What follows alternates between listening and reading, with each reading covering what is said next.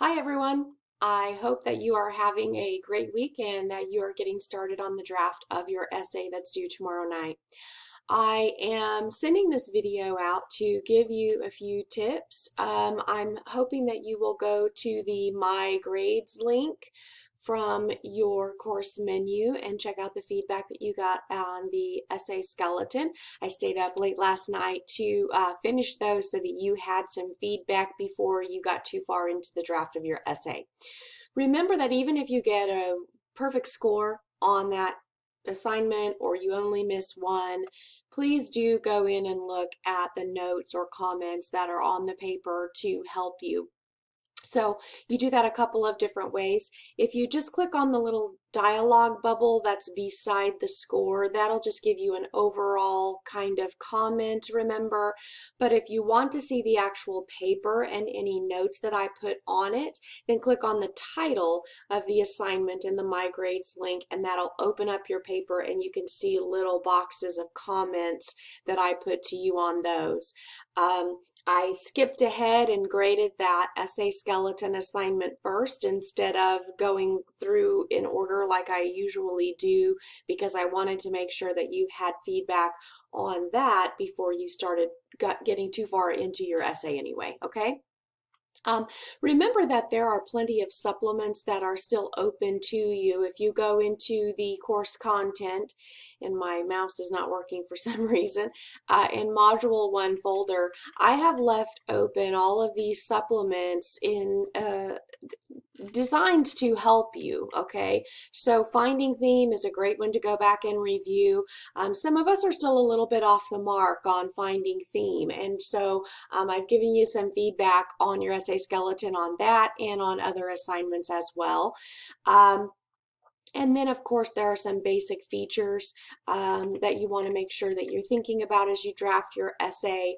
Quoting literature, make sure that you look at that very closely and carefully, because it will help you to know how to go about making your quotes or your text evidence to fulfill your body paragraphs.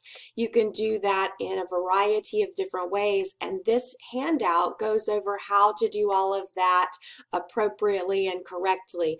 One of the things that I put on several papers was that commas go inside of quote marks and your citation goes before the period.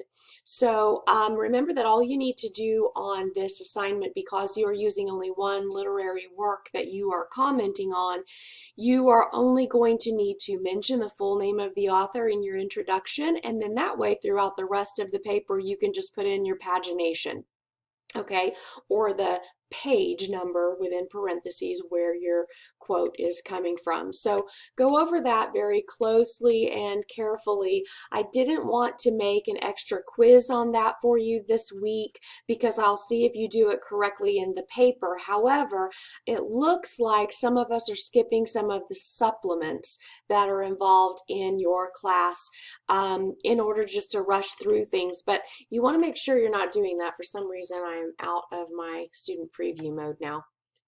My computer's going crazy.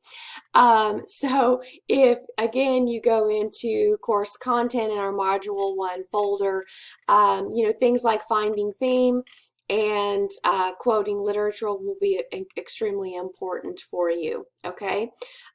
Writing with power is another one I want to make sure that you look at very closely, because I'm going to be looking for those things in your paper.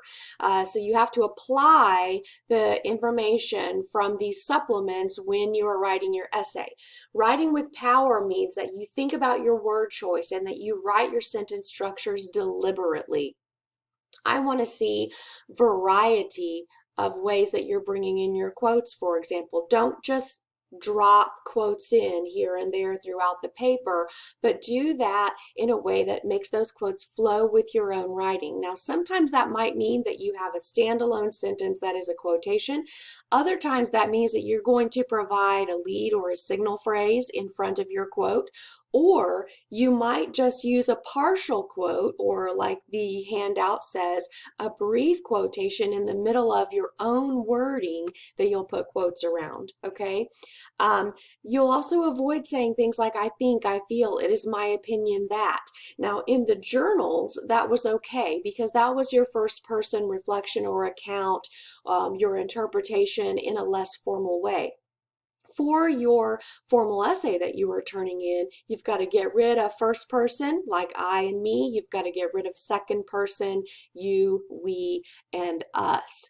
Now, if you have been reading along with the chapters in the textbook, the chapters that have been assigned to you were designed to help you along the way and know some of those basic conventions of analytical writing. So don't skip over the chapter reading because there are some great nuggets of information in there. And some of the writing instruction is extending your knowledge of those blue-green pages that are in the chapters. Don't skip those pages because there are great style notes there. If you're reading along in the chapters, you will also see that there was an essay example provided for you on the lottery. And so you can see kind of how literary analysis works, and you can see an example using the lottery in your textbook if you're reading your chapters, as you should be. Now, of course, that means if you have chosen to write about the lottery, I don't want to see this exact same ideas, the exact same evidence that's coming from that example essay. Remember that you don't need to research for this assignment.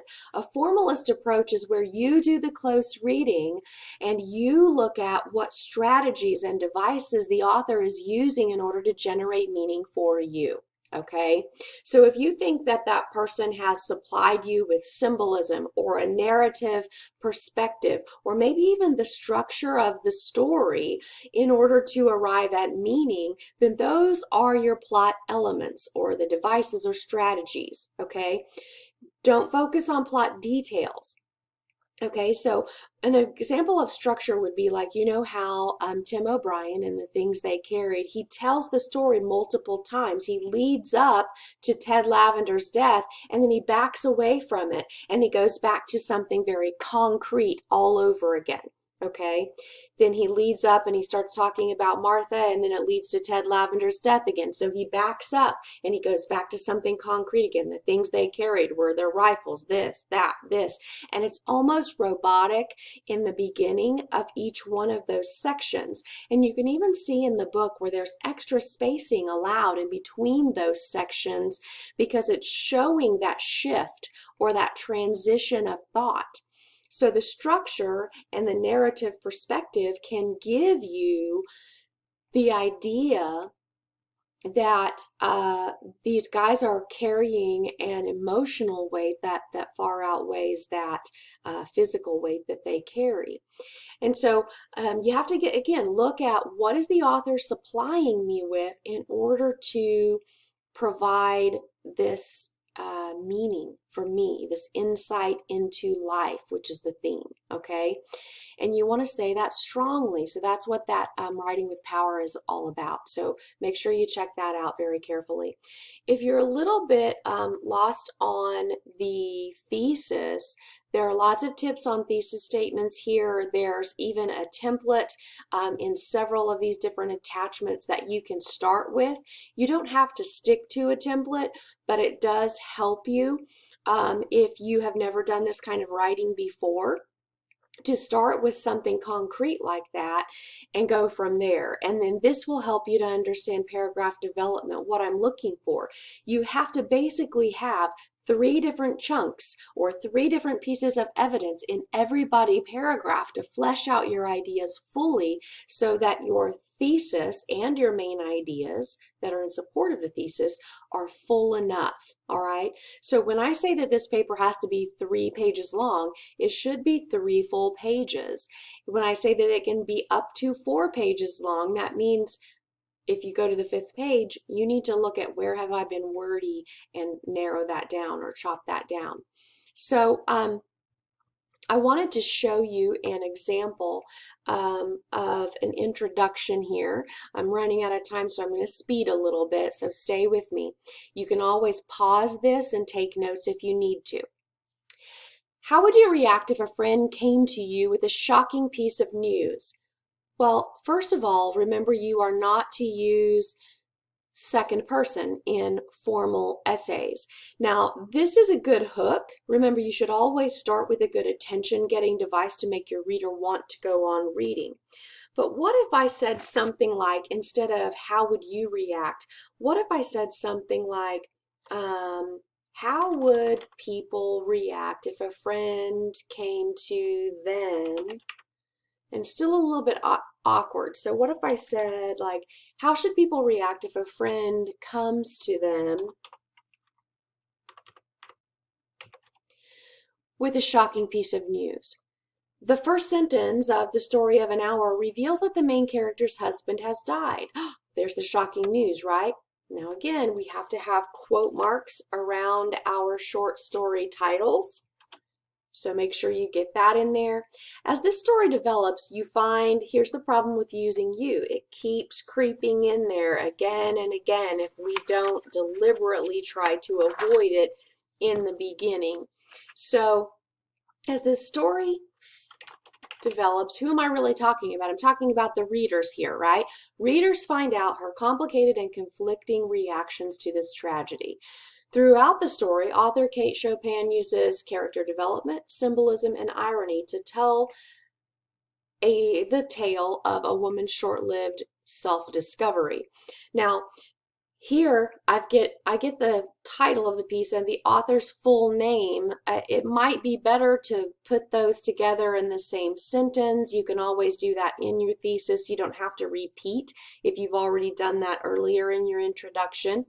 But I can tell that this is a literary analysis essay by reading that sentence. I can tell where the literary focus is going to be on character development, symbolism, and irony. Those are the plot elements or devices that the author is using in order to get meaning across to me. Now, this person has not been explicit with the theme here, but just hints at it. So I'm going to be looking that theme is spelled out more directly later. Now, the first body paragraph, notice that when I establish an order in my introduction and say that I'm going to talk about character development first, I have to follow or maintain that order. So it says here there are almost no details about the main character. That has to do with character development, right? We're starting out with nothing about her, and then we eventually get more. So it follows the same order. That's good. Although readers know that she is afflicted, that's a word from the story, that's not my own, so there are quotes around it, with a mysterious heart trouble, they aren't told what her personality is like, where she lives, or what she looks like. We cannot use contractions in formal papers. So I'm going to go in and change that. And then this looks okay. I've put the page reference here because the rest of this is my idea. I only want you to get that these quotes come from this page number. Okay? And then here again, I'm using a contraction, so I'm going to have to change that. Readers do not even know her first name. She is simply Mrs. Mallard. Okay, the rule is periods and commas go before the quote marks unless I'm adding pagination there. Now, because this is just a character name, I don't know that necessarily it needs to be quoted or it needs to have pagination there. There is a lack of details that parallels how little the main character knows about her feelings and her identity. Oh, that's wordy. So I could maybe say something like, a lack of details exist that parallels how little, etc. The story also really shows, that's a dead word. I'm going to take that out of there.